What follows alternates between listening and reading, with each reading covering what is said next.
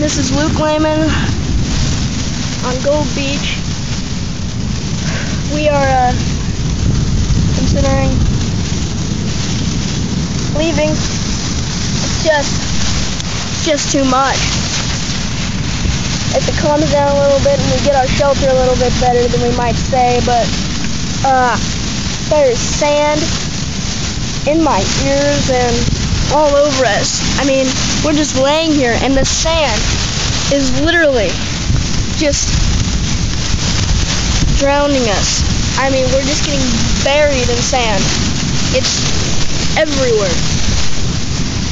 It's on our faces. I'm not sure if you up our nose and our mouth. Up our nose and our mouth, everywhere.